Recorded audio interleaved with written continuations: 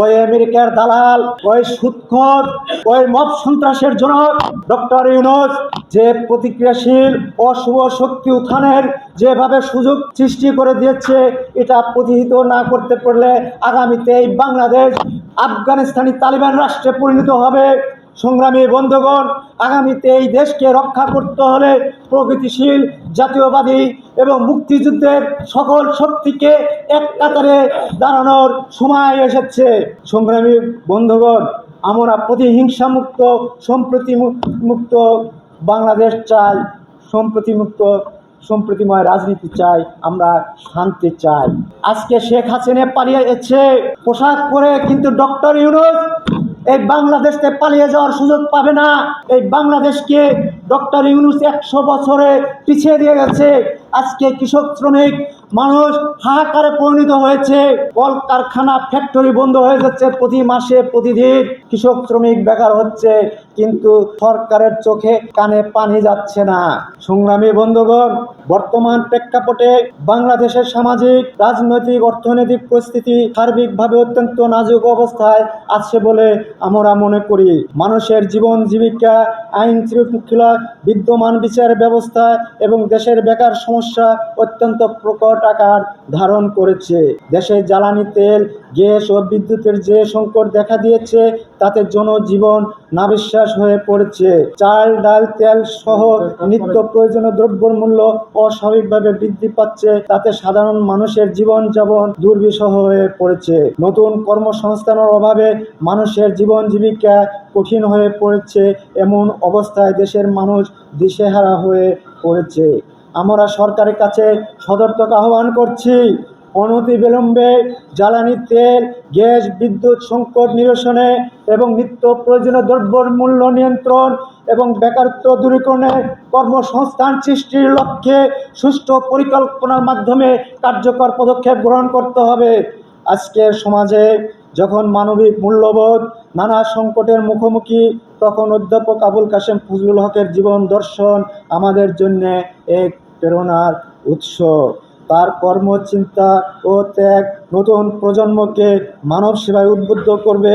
একজন শিক্ষক, সমাজচিন্তক, রাষ্ট্রচিন্তক, রাজনৈতিক তাত্ত্বিক এবং মানবপ্রেমিক মানব হিসেবে তিনি মানুষের হৃদয়ে চিরস্মরণীয় হয়ে থাকবেন। সংগ্রামী বন্ধুগণ, আবুল কাশেম ফজলুল হক তিনি বলেছেন, দেশ স্বাধীন হয়েছে, কিন্তু কৃষক, শ্রমিক, মেহনতি মানুষের মুক্তি হয়নি।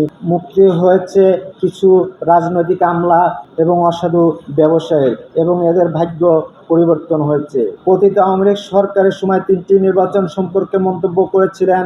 2014 সালে বিএনপি জাতীয় সংসদ নির্বাচনে অংশগ্রহণ করে ভুল করেছে, আর 2018 সালে বিএনপি নির্বাচনে অংশগ্রহণ করে ভুল করেছে। আর 24 সালে শেখ হাসিনা মার্কিন যুক্তরাষ্ট্রের কাছে মাথা নত স্বীকার না করে নির্বাচন করবেন ঠিকই, কিন্তু ক্ষমতায় 6 মাসের বেশি টিকে থাকতে পারবেন না বলেছিলেন তিনি। সংগ্রামী বন্ধুগণ, তিনি 3টি নির্বাচনকে অগ্রহণযোগ্য ও জনগণের বিতর্কিত নির্বাচন হয়েছে বলে মনে করতেন। তিনি সব দলের সর্বজনীন অংশগ্রহণমূলক নির্বাচনের কথা বলেছেন। তিনি বলেছেন, কেবল গণতন্ত্রই নির্বাচন নয়, গণতন্ত্র একটি চলমান প্রক্রিয়া, যা নাগরিকদের সক্রিয় অংশগ্রহণের মাধ্যমে সুশাসন নিশ্চিত করে। সংগ্রামী বন্ধুগণ, শেখ হাসিনা পরিচালিত সরকার জনগণের দীর্ঘদিনের পুঞ্জীভূত রাষ্ট্র ব্যবস্থা, ভোটারবিহীন নির্বাচন ও তার অহংকারী একদমী মনোভাবের কারণে গণঅভ্যুত্থান হয়েছে। অন্তর্বর্তী সরকার ছিল মার্কিন যুক্তরাষ্ট্রের মনোনীত এনজিও, সিভিল সোসাইটির সরকার। তারা দেশকে অগ্নিগর্ভে রেখে গেছে।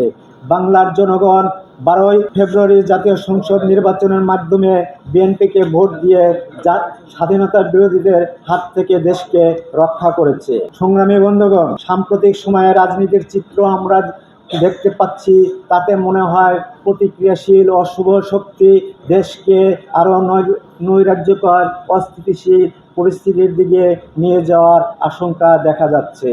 সংগ্রামী বন্ধুগণ, একটি রাষ্ট্রের ভিতরে আরেকটি রাষ্ট্র সৃষ্টি হচ্ছে, সেই রাষ্ট্রটি হলো রাজশাহী বিশ্ববিদ্যালয়। সংগ্রামী বন্ধুগণ, প্রশাসনের নাকের ডোগায় ওই রাষ্ট্রজিয়ে ছাত্র শিবিরের সন্ত্রাসী ক্যাডাররা যা ইচ্ছে তাই করছে মব সন্ত্রাসের মাধ্যমে।